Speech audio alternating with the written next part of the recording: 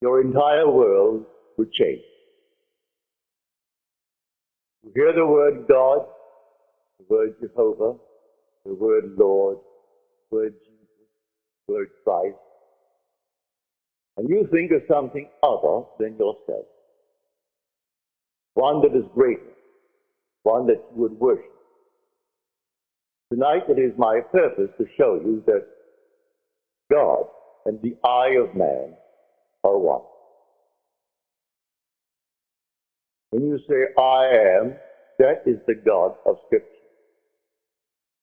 Confined as you are, you think, how could it be? God created the universe and sustained it. Here I am, like a little worm, restored in 10 years, and then I vanish. And now let us turn to Scripture. Turn now to the 16th chapter of Matthew. And the question is asked of the disciples, the followers, those who have heard it. And he said to them, who do men say that the Son of Man is? And they reply, well, some say John the Baptist, come again. Others, Elijah. Others, Jeremiah, or one of the prophets. Then he said to them, but who do you say that I am? And the spokesman called Peter answered and said, thou art the Christ, the Son of the living God. Said to him, blessed art thou, Simon Bar-Jonah, for flesh and blood could not have told you, but my Father is in heaven. Here he equates the Son of Man with the eye of man, not the organ that sees or through which you see, but your sense of awareness that I am this, when you are aware of being, your consciousness, your human imagination. So he equates the two. The Son of Man is spoken of in the Old Testament, brought forward into the New, is nothing more than the eye of man. And he calls it the Christ, and defines Christ as the Son, pardon me, of God. Now we find Christ being defined in the New Testament as the power of God and the wisdom of God. So the eye of man is the power of God and the wisdom of God. If man does not know it, well, then he will not exercise that power. He will not exercise that wisdom. So tonight I am trying to persuade you, when you say I, before you say anything, that is the power and the wisdom of God. You can't separate the power of God and the wisdom of God from God. So you will say in the end, I and my Father are one. For he is called the Son of God. Now we are called upon to test this, if it be true. Can we test it? I hope you'll put it to the test. When I tell you that your own wonderful I amness is God, so prior to that, you believe that you are little something, moving across the earth for a few years, 70 years, and then you will vanish, in the hope of some restoration, but a hope, no assurance. And now I'm going to tell you that you really are God. Your own wonderful consciousness, your human imagination, that is the God of Scripture. And there is no other God. Imprisoned as you are in these bodies of flesh, you did it for a purpose. Now let us see what it tells us about this Son of Man that is now equated with the eye of man. no one has ever ascended into heaven but he who descended from heaven, the Son of Man. You'll read that in the 3rd chapter, the 13th verse of John. So here we find you are a pre-existent being. No one can ascend into heaven but he who descended from heaven, the Son of Man. Your ascension in the next verse, the 14th verse, is showing you how you ascend. As Moses lifted up the serpent in the wilderness, so must the Son of Man be lifted up.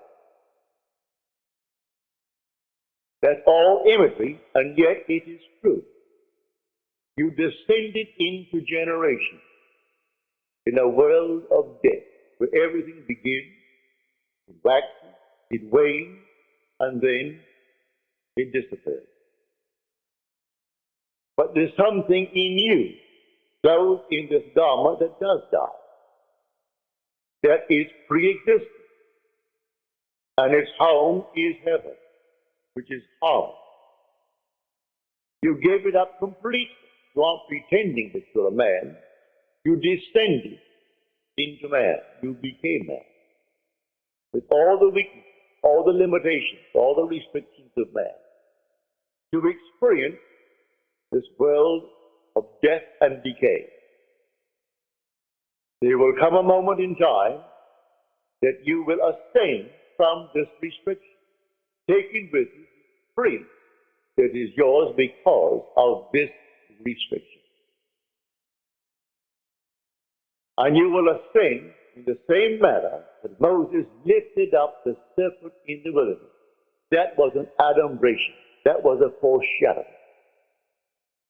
You will rise from the base of your spine, up your spine into your own skull, for heaven is within.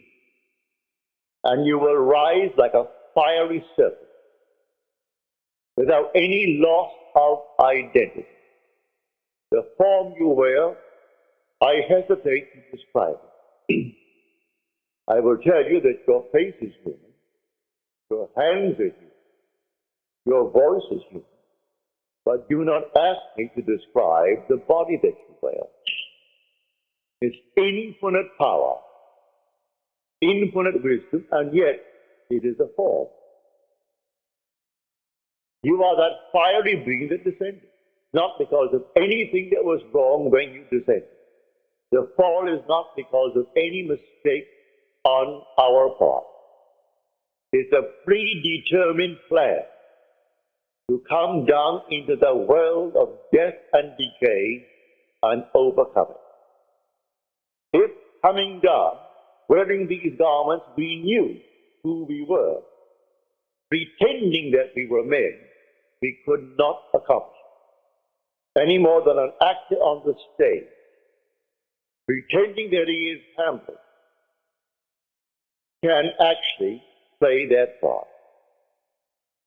He has to actually assume it, but even then it is still with a little something in his mind. He knows he is the great actor who tonight will go home to his lovely home, and he'll take off the garment, hang it up once more. Tomorrow he'll replay the play. You don't do that in this play of God. You don't take off the garment. You wear it for your threescore in 10, and if by strength, your fourscore, or nearly even one, or short. But the eye of man is the God of Scripture. Put it to the test. Let me now, first of all, before we go into the testing of it, make clear what I said on the last lecture night, Friday night, prompted by a question that was asked me. For I had said in the previous lecture that they are ranked in heaven as they are on earth, for this is only a copy. Everything here is a shadow, it's a copy of the eternal reality. And in the 12th chapter of 1 Corinthians, Paul describes the 10th, although the 8th, right. He does it many times, but he never changes the first two. The first is always the apostle. The second, the prophet. The third, the teachers, and then he goes on. Miracle workers, healers, helpers, administrators, and the speakers in town. But he never changes the first and second, the apostle and the prophet. You might think, because I told you I am sent, and the word sent means an apostle, that I am appropriating unto myself a certain first rank.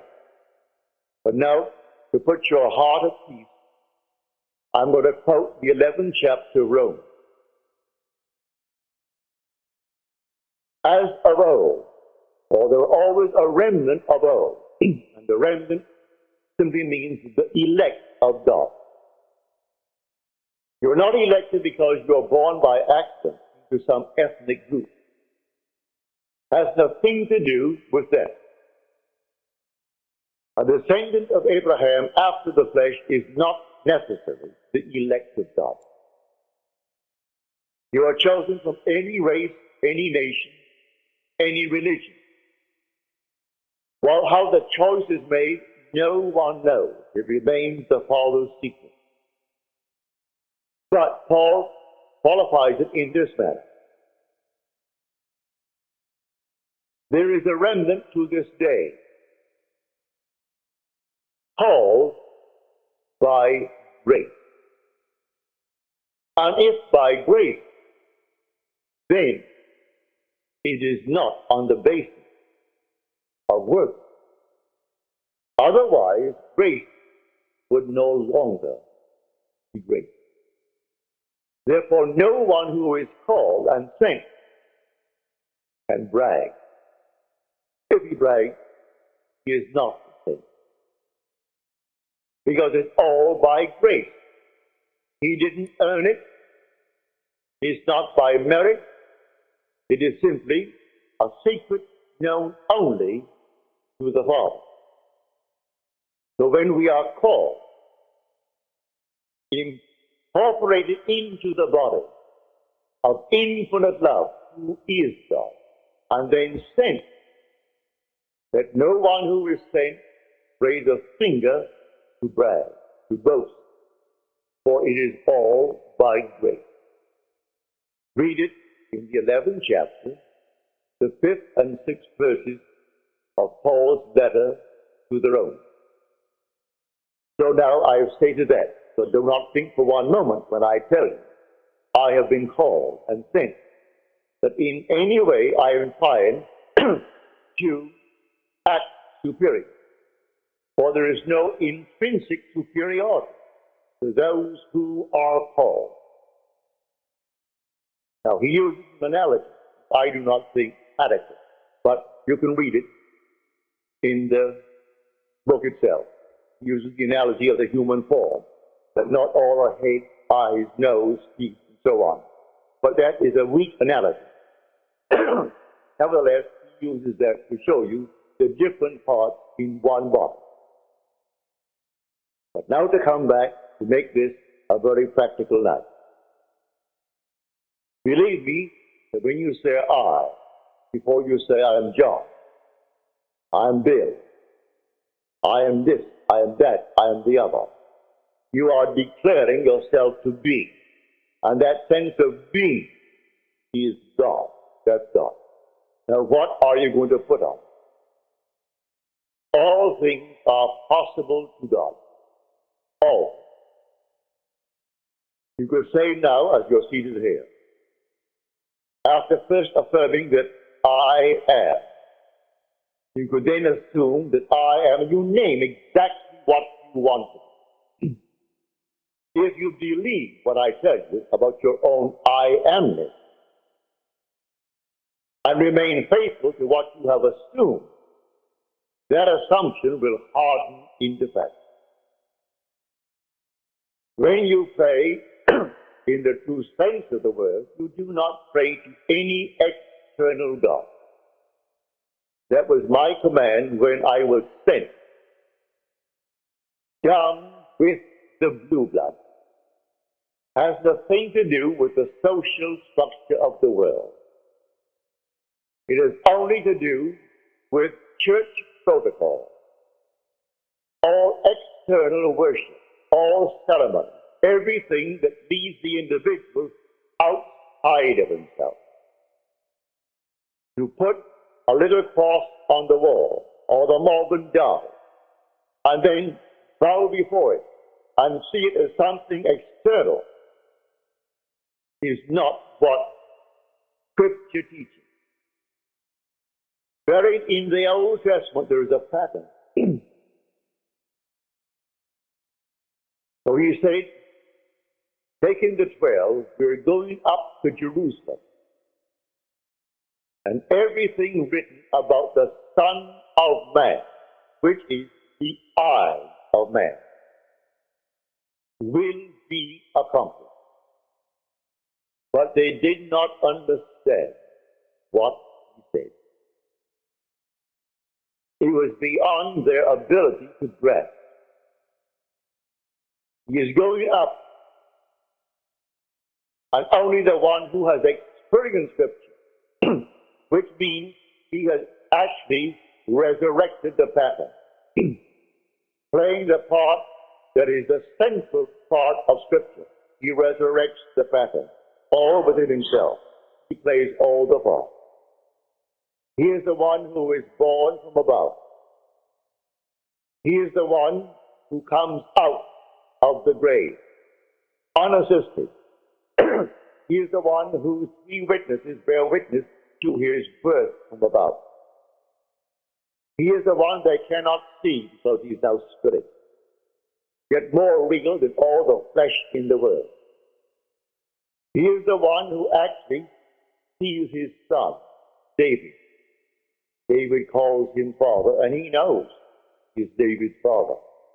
And David knows that he is his son. He is the one whose temple, the body, is split into from top to bottom. It is he now who ascends like a fiery serpent from the base of the spine up into the stars. He is the one on whom the dove descends and lights upon his hand like Noah in the ark. And as Noah brought the dove into him, you bring the dove to you. For man is the ark of God. And as the ark contains all things within itself, pardon me, man contains within itself all things. Everything he creates from within. And this pattern, the individual awakens within himself. Who does it? The eye of man. And that is God. Now tonight you can test it, as you are called upon to test it. Test yourselves. Do you not realize that Jesus Christ is in you? Unless, of course, you fail to meet the test. Examine yourselves to see whether you are holding to the faith. What faith? Have someone tell me that I am a Christian, or I'm a Jew, or a Mohammedan, and holding to that faith that they talk about? No. The faith that I'm talking about tonight. That your own wonderful I amness is God. Test it to see if you're holding to that faith. If you're holding to that faith, and all things are possible to God, you should be able to prove it in the testing. She's not here tonight. She promised she would write me a letter, having told me the story on Friday. But I know she finds it difficult to express herself in writing. She can paint and paint and paint and do all kinds of lovely things in painting, drawing. And when I say to her, please write it that I may tell it to my audience before I close, that I have no future plans after I close on the 29th. So I would like to share your experience with you, to encourage everyone in this world to do what you did. Well, the letter didn't come. I can see her struggling over one page and rubbing out a line because she didn't spell the word correctly and going over the next one. But she can take a piece of canvas, a piece of paper, and do miracles with it. But because she is restricted in writing a letter, she didn't send the letter. But the essence is this. She is now a divorced girl with a little boy, handsome little fellow. Well, when you're living alone and you need money, you have a child to support, you have a home, all the things, the money isn't coming in, then you're up against it. So she said, I blew my top, as you're told in the Psalms to do. Pardon me.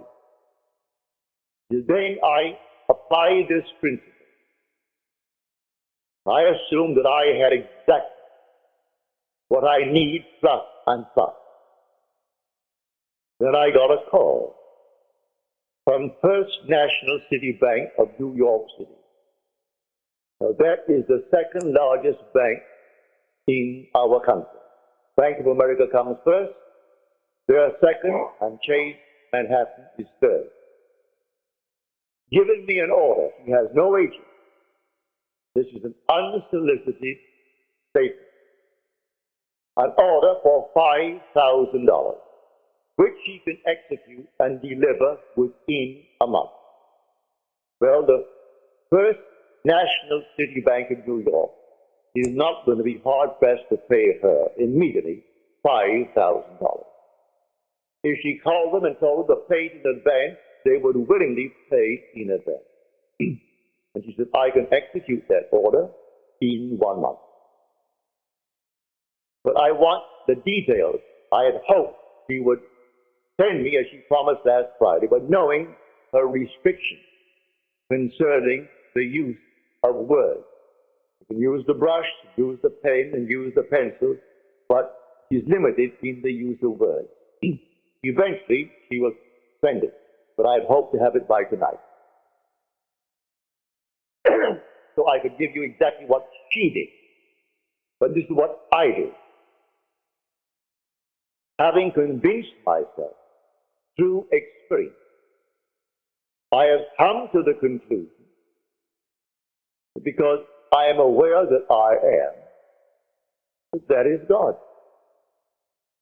For if by him all things are made, and without him is not anything made that is made, and I start from scratch, only imagining a state, and then I boldly assume that it is real, that I am actually experiencing that state now. And then in the not distant future, that state crystallizes in my world. Well, then I have found God. I have found the source of the phenomena of life. My only concern then is to share it with others and tell them, for they're all one. We are one. No one is greater than the other, not fundamentally. In his claims of what he is in the world of Caesar, he has more money, or he has so-and-so and so-and-so, but basically the same creative power in the man tonight behind bars serving life is the same creative power of the one who sentenced him to life. Is the same being. There is only one God. Hear, O Israel, the Lord, our God, the Lord is one. And the word translated, the Lord, is Yod He Vav He. Properly translated is I am.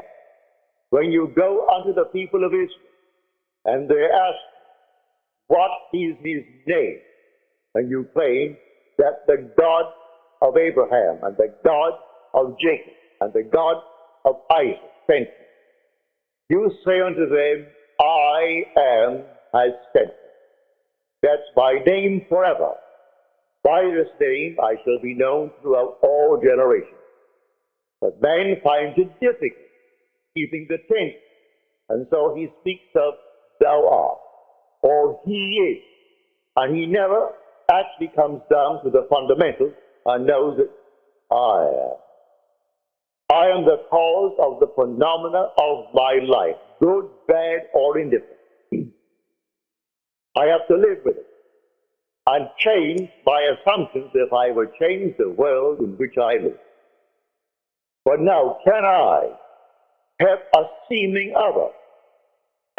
I say you are myself pushed out. Can I help another? Yes, because there's only one. If your request of me comes within the framework of the golden rule, something that I would like done to me, then I can willingly help you. If you ask of me that which does not come within the frame of the golden rule, do not ask it of me. I grant you complete freedom to go elsewhere and go to anyone who will tell you they can do it in spite of what he said. Go ahead. But if anyone asks of me any request, all that I do is this. It's so simple. We are told in Scripture, whatever we ask of him, knowing that he hears it shall be done for us. If we know he hears it. Well, can you imagine you seated here on the surface of your being, a rational being, knowing something that the depth of your own being that encompasses you doesn't know?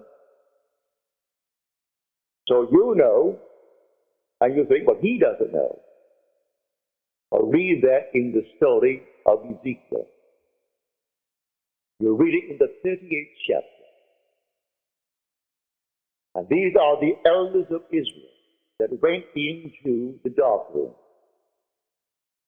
And they are carving on the wall all gruesome things. And they say within themselves, the Lord does not see it. And the Lord is speaking to his prophet Ezekiel. And he said, the elders of Israel say that I do not see them. And watch what they're doing, making all these abominable things within the great cavern. They will all reap them. Because I see everything that the elders of Israel, but they think because it's dark and it's a cavern, no one knows what he's doing. But God doesn't know. I've said time and again, there is no fiction in this world. You might have heard the story, and you read the story, concerning the seajacking of the Queen Elizabeth. You might have read the article in Time. But some girl at Hunter College wrote that story in detail. And she was so shy when it came to the point to be read, she could not read it. She's a shy, sweet lady with a gift of writing. She wrote that in detail, including those who seemingly participated, a terminal case in cancer, and one who is running away from the law, who has nothing to gain, and therefore is quite willing to blow the Queen Elizabeth to 2,200 souls aboard. And everything is completely in detail in her fictional story. If imagining creates reality, there is no fiction. So, someone expressed her thought and called the captain while at sea and demanded $1 million and would settle for $350,000. Well, it must have caused them cost them, I should say, more than $1 million to stop that huge house in mid-Atlantic and then feed 2,200 people 4 times a day for the extra meals that they would have coming to them. Plus all the things that you put it all together, it would cost more than $1 million. And a little girl, possibly writing this for her PhD or writing it for some reason. And she writes it in detail. They gave her name so you can contact her. They gave the school is Hunter College in New York City. And everything in detail, pardon me, is told in that story. So I tell you, you sit down and write fiction. Need not put it down. My friend wrote fiction. She had a large sum of money coming in. And she went to town within herself, and she wrote in herself, and blew her top, as it were.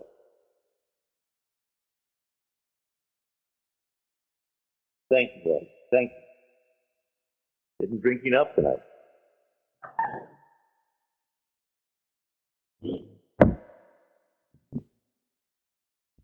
So she, in the depth of her own being, conjured the sum of money that she needed. Beyond, always go beyond. So we are told in the psalm, be angry, but sin not. Commune with your own heart upon your bed and be silent. Yes, blow your top, but do not let the sun go down upon your anger. Be silent as you commune with self. You don't commune with another, for the self of man is God. So be angry, but sin not. Commune with your own heart upon your bed. Start communing with another, and then you actually know exactly what you want. And in that state, fall asleep. And in a way that no one knows, and you, in your surface mind, you do not know, it will all come to pass. Everything in the world is created this way, but man does not know it. Who knows tonight who is spreading the winepress that is going to cause a change of mind in tomorrow's world? But when they do it, they are intent into doing it. If you are lukewarm, you're told in Scripture, I'll spew you out. Would that you're either hot or cold, but because that you are lukewarm, I will spew you out. You can't do anything if you're lukewarm. You must be intense about it. You want to be rich? All right, be rich. You want to be known? You can be known. No matter what you want, but you must be intense about it. And then commune with your own heart upon your bed, and then let it drop. You'll read that in the 4th Psalm, the Psalm of David. So I say to everyone here, believe me, your own wonderful I am, your consciousness, your wonderful human imagination, that is God.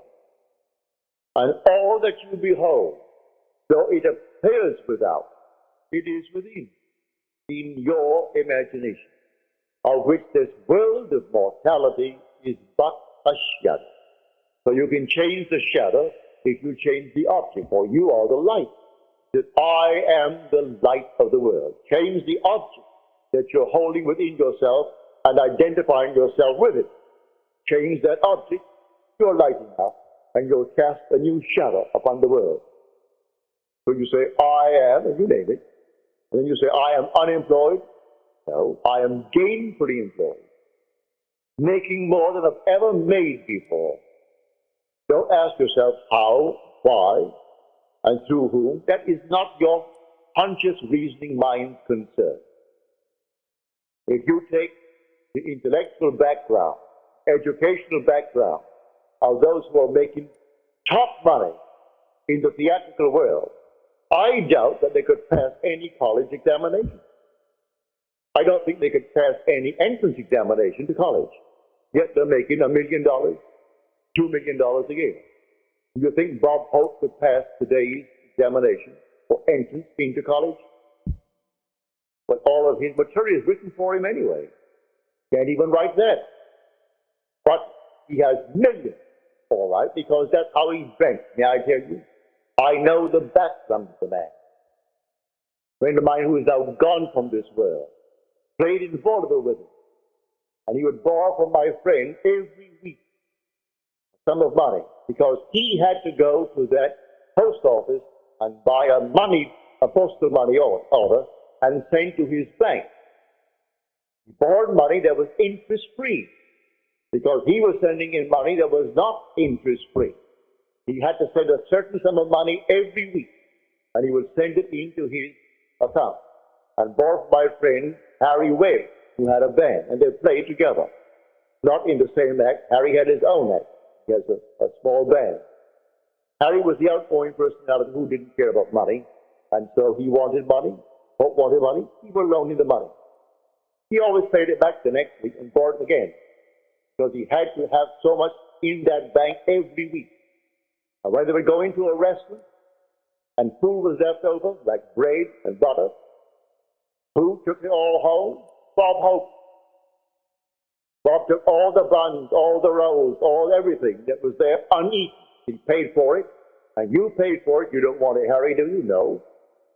All right, so he took it home. So he has 400 million, so they claim. That was his goal in life. If that's your goal, have it. I speak of another goal. The goal of awakening to who we are. When man awakens from this dream, the whole vast world and all that it contains is as nothing to the being that you are. You came down from heaven, where the whole is yours. As you're told in the 50th Psalm, if I were hungry, I wouldn't tell you, for the world is mine, and all within it. The cattle on 1,000 hills are mine. Why should I tell anyone of my need when it's all mine anyway? I would slay and eat. When you awaken, you don't ask anyone if you awaken from this dream of life. But while you're in it, all right, we're one. This little hand of mine, if it begins to itch here now, it's easier for me to take this hand that is not attached to this and scratch it, and to try to bend this thing out of shape to scratch the back of it. I could rub it here, but why not? This is easy. And take a part of my own being to ease the itch, or there will be all one pushed out. So you can do it. Ask anyone that you trust. Now I tell you, if he knows how to pray, he isn't going to burst any blood vessel. He isn't going to get down on his knees and pray to any external God if he knows how to pray. He isn't going to beg of anyone in this world. What he will do, he will simply represent you to himself as one telling him that you have what you asked of him. And when he is satisfied that you told him that you have it, don't ask the second time for the same thing because he's not going to listen to you. He heard it, he is still hearing it, and he will continue to hear it until that which he has heard is perfectly externalized. So don't think you need several treatments. That's a lot of nonsense. Treatments for what? It either is or it isn't. So when they start getting you on the hook and say, no, I think you'll need more treatment, you need more treatment. She or he or the crowd, they do not know what they are doing. When you pray, go within and close the door of the senses. Deny all that seems so obvious. And your Father who is within will reward you openly. But commune with self, for you and the Father are one. So you commune with self. And what does he tell you? Exactly what was asked of you. He heard it, and he has all the ways and means that you on the surface of your being know not of. He will do it. You can ask anything of one if it comes within the framework of his code of ethics. Don't ask anyone who knows how to pray something that does not come within his golden rule. Do unto others as you would have them do unto you. Just as simple as that. And most of the requests would come within that room. And so you simply hear it. And then you drop it completely. And in the depths of your own being, you're still hearing it. And the Father knows all means, all ways. And so he singles out the best way to externalize it. Here in New York City, many years ago, this lady, a lady of considerable means, she left her home in New York City and went off to Paris with her 2 children, leaving her home and her maid. Before she returned, the maid took all of her furniture and took it away. When she returned, the apartment was there. Rent was paid every month. But there was no furniture. Now the thing is, she employed a private agency, told the police department, told all the authorities in New York City, and plus her private agency. At the end of a few months, they did not turn up one thing concerning that stolen property. She came to see me. I said, all right, you're seated there and I'm seated here in my apartment, aren't you? Now, you are not seated in my apartment. You are seated right now. Close your eyes. You're seated in your own apartment. And you had a grand piano? I said, no, I had a piano, but it wasn't a concert grand. It was grand, but not a concert grand. On it, I had my pictures of my 2 children. And I had pictures of the wall. She told me what they were. And the furniture, I said, all right, refurnish that place as you left it. You have a memory. She did. Now, when I stopped talking, it's because you have refurnished that place to me. Now you're going to go in and you aren't going to see your apartment from my apartment. You're in your apartment. And you can feel your chair, get off your chair and feel the piano and see the children, the pictures of the children, and that's what you're going to do. She agreed she would do it. And then we simply broke the spell. What did it take? 2 minutes? 3 minutes? That week, she went to her bank on Madison Avenue. As she was coming out of the bank, she had a past history of a little mental state where she was put away for a while because she needed psychiatric treatment. And the bars on this window reminded her of her past history and therefore addled her for a while. So she came onto Madison Avenue and turned south instead of turning north, where she should have. When she discovered her mistake, it was at the end of the block. When she got there and discovered her mistake, she looked down, and 2 very familiar ankles were standing right before her. She came up to the face, that's her maid. And the maid spotted her and started to scream. She went over to the maid and grabbed her before the light changed and hailed the oncoming taxi and said, you're taking me right now. And the maid, who could have killed her, was so big and strong, was so reduced impotent because of the discovery. And the maid took her to the place where she had stored that furniture. I'm not bringing action against you. I want my furniture. And she got it back into her own apartment within the week. A seeming mistake was the way the Father laid her. All I ask is to go to the end. If I go to the end and give thanks to the end, and for the end, it's done. Now let the one in the depths of my own being devise the best means to take me to that end. The end is where I start. The end is my beginning. And that is a story that I know from personal experience.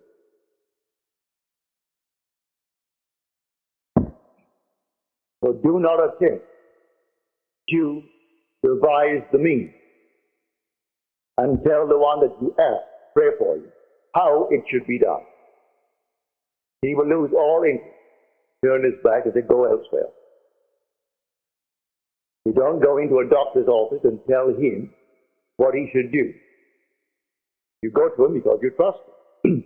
Well, then you either got to trust him and continue, or you're going to leave him. But if you go to someone that you really believe who knows how to pray, don't tell him how to do it and what means should be employed in order to do it. He is going to go to the end if he knows how to pray. The end is where we begin.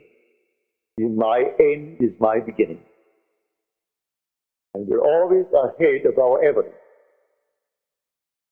So I go to the end. I see the whole thing done, and then drop it, and let it happen in my world. So to come back, the I within you now, you say I, no matter how little you have taught yourself so far, may I tell you, you are the infinite God. And when the story of Jesus Christ repeats itself within you will know it's all I. No one called Jesus is going to fail.